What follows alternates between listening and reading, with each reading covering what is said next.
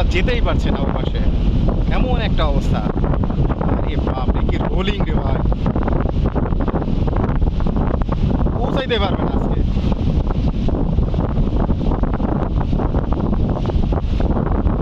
খবর আছে। সাবাস, আমাদের নৌকা তো ঢুকতেছে সেই একারে। আরে বাপ রে বাপ,